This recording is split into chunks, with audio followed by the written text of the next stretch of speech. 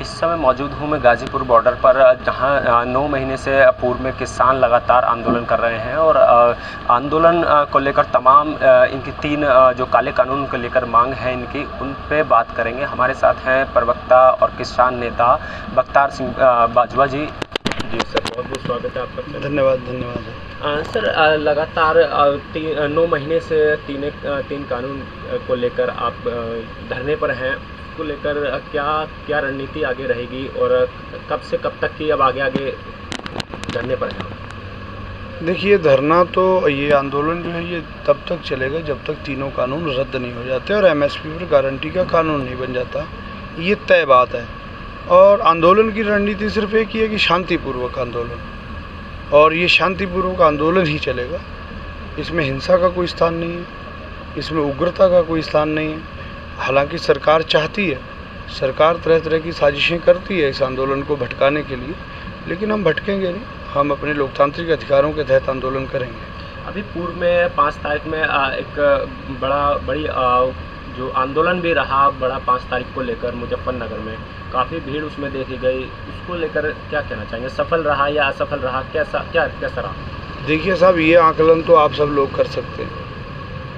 हमारा तो इतना विषय था संयुक्त किसान मोर्चा का, एक तो सरकार का जो प्रोपोगंडा था कि शायद आंदोलन ख़त्म होने जा रहा है, लोग नहीं हैं। दूसरा, 9 महीने से सरकार ने हमारी कोई बात नहीं सुनी और हम अपने परिवार को, किसानों मजदूरों को बताना चाहते थे कि ये सरकार जो है हमारी बात नहीं सुन रही है, हम सड़कों पर बैठे हैं। उस संबंध में देश भर से किसान आए और जैसा आकलन बहुत से लोगों ने लगाया कि 20 लाख से ऊपर की भीड़ थी, तो सरकार को भी दिखाई दे गया होगा, सरकार के भी समझ में आया होगा कि किसान हैं या नहीं हैं, ये आंदोलन ख़त्म हो गया है क्या है। फिर उस पंचायत से ये निर्णय हुआ है कि अब आंदोलन पूरे देश में हर गांव तक, खलिहान तक, खेत तक जाएगा। अब इसका अगला स्टेप है ब्लॉक मंडल स्तर पर पंचायतें होंगी, फिर जिला स्तर तक पंचायतें होंगी, फिर नीचे ब्लॉक स्तर तक भी जाएंगे। तो ये लगातार अब ये आंदोलन जो है लंबी लड़ाई लड़नी है, उसका रूपरेखा किसान मोर्चा ने तय की है। जिस हिसाब से वहाँ मुजफ्फरनगर में काफ़ी भीड़ है, उस हिसाब से गाज़ीपुर पर थोड़ी भीड़ कम दिखाई दे रही है, उसको लेकर क्या कहें? देखो, एक बार बताओ, मुजफ्फरनगर में जिस मैदान में भीड़ हुई, जिस मैदान में किसान मजदूर एकत्र हुए 5 तारीख को, तो 3 तारीख पे तो वहाँ था ही कोई नहीं और 6 को भी कोई नहीं था। तो जब बुलाएंगे तभी आएंगे ना। आज अगर बॉर्डर पे कल बुलाएंगे, कल आ जाएंगे लाखों लोग। तो लोग काम कर रहे हैं अपना, जिस दिन जरूरत पड़ेगी उस दिन बुलाएंगे, उस दिन बथेरे होंगे। तो क्या लगता है समय आने पर यहाँ भी वैसी भीड़ होगी जैसे पहले? बिल्कुल। जब भी कोई कार्यक्रम लॉन्च होगा, कोई संयुक्त मोर्चा तय करेगा, तो उस दिन जितना भी संख्या अधिकतम यहाँ पर आएगी। लेकिन अब जब आवश्यकता नहीं है, फिलहाल आंदोलन चल रहा है और कुछ लोग यहाँ धरना दे रहे हैं, धरने पर बैठे बाकी लोग अपना खेत देख रहे हैं। खेत भी तो देखना है, अगर खेती कौन देखेगा किसान की। तो इसलिए एक रोटेशन टाइप बना हुआ है कि कुछ लोग यहाँ, कुछ अपना खेत खलिहान देखो, और जब भी कॉल दी जाएगी तब बहुत बड़ी संख्या में किसान मजदूर यहाँ पर आ जाएंगे। अभी जल्दी में हरियाणा में कुछ वार्तालाप सरकार के साथ आपकी हुई थी, उसमें कैसी वार्ता रही?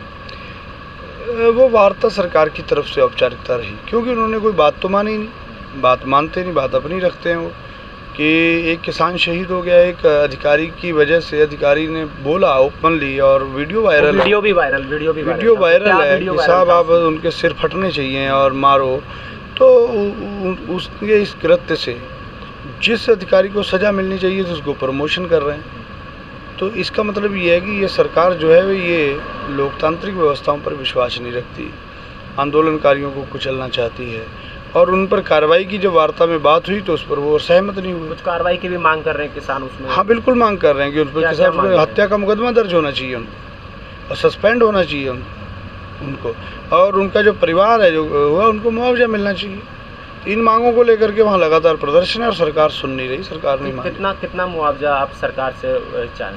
देखिए, उसके परिवार को नौकरी की बात चल रही है और 25 लाख रुपए मुआवजे की बात कर रही है। लेकिन हम तो ये भी स्पष्ट कर देना चाहते हैं कि सरकार के पास मुआवजा नहीं है। हम किसान अपने आप भले 1-1 रुपये इकट्ठा करें, उनको दे देंगे। आप उस पर कार्रवाई तो करिए, आप उस पर FIR तो लॉन्च करवाइए जिस अधिकारी की वजह से उसकी हत्या हुई है। हमारा ये कहना है कि सरकार कम से कम जो हमारा अधिकार बनता है वो तो करे, कानूनी कार्रवाई तो करे उस पर। अब सरकार जो है आगे मूल्य बढ़ा रही है, उसमें क्या कहना चाहेंगे? आगे सरकार अब मूल्य बढ़ा रही है, गन्ने के मूल्य भी दाम बढ़ाने की उसमें है। देखो 12 रुपये गन्ने का मूल्य हरियाणा में बढ़ाया है और यूपी का भी पता कुछ नहीं है, ठीक है। आज ये जो कुछ भी कर रहे हैं वो मेरे ख्याल से सिर्फ मजबूरी में और देखा दाखी कर रहे हैं कि यार पंजाब ने बढ़ा दिया तो हम भी थोड़ा बहुत बढ़ा दें, ऐसी है। मुझे लगता है यूपी भी बढ़ाएगा। तो ये दाम बढ़ाना कोई हम पे आसान थोड़ी है। हम तो जिस फार्मूले के हिसाब से कह रहे हैं उस तरीके से दाम देना हमें। ये स्वामीनाथन रिपोर्ट के अनुसार दाम तय करें, हमारा वही तो अधिकार है, हमारा वही तो एमएसपी है फसलों की, कि एक दाम तय तो करो। कि महंगाई भत्ता हर बार बढ़ जाता है, सारी चीज़ें बढ़ जाती हैं। तेल जब मर्जी ये बढ़ा लेते हैं, खाने का तेल जब मर्जी बढ़ा लेते हैं, पेट्रोल डीजल आप देख ही रहे हो दिन रात। खाद जब मर्जी सरकार महंगी कर देती है, दवाइयाँ महंगी कर देती है, तो किसान की फसल का क्या होगा अभी?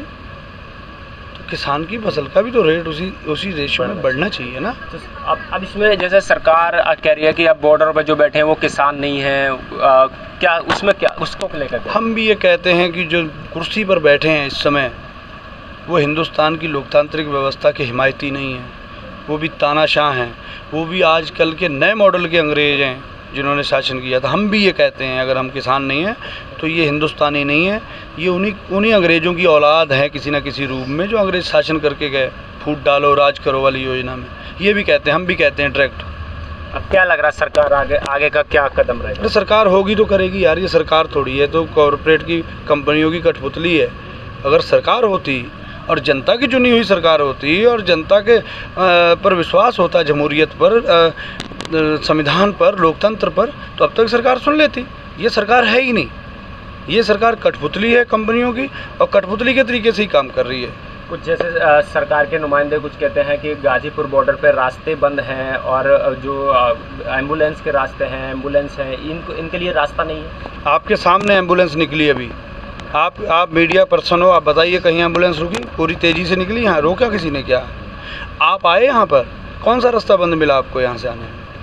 तो बताइए। जो लोकल यहाँ रहने वाले हैं उनका कहना है लोकल रहने वाले बेचारे यहाँ से जो लोकल के लोग हैं वो बेचारे इतनी मदद करते हैं, इतना सहयोग करते हैं, यहाँ आते हैं, किसी चीज़ की कमी होती है वो लेकर के आते हैं, नहाने का साबुन, सर्फ एरा वगैरह तो लोकल के लोग लेकर के आते हैं यार। पानी की व्यवस्था लोकल के लोग करते हैं।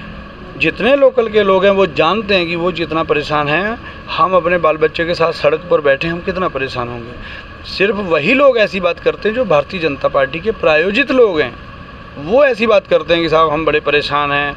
अब उनसे पूछे कि जो 9 महीने से बैठे हैं वो बड़े सुखी हैं क्या?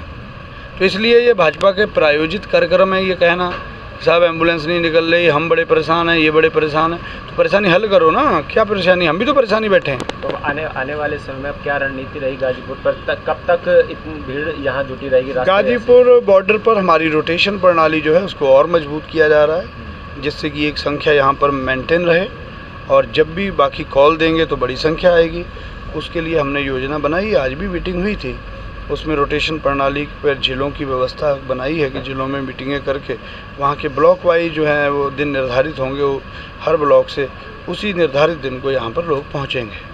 धन्यवाद। खैर ये थे हमारे साथ जगतार सिंह बाजवा जी, जिनका साफ तौर पर कहना है कि जब तक तीनों कानून वापस नहीं होंगे, जब तक गाजीपुर बॉर्डर तमाम भीड़ रहेगी और लोग ऐसे ही आते जाते रहेंगे और एम्बुलेंस के लिए कोई रास्ता रोका नहीं गया है। लोकल लोग मदद करते हैं, ऐसा इनका कहना है। मैं सुनील गौतम, लोकमंच।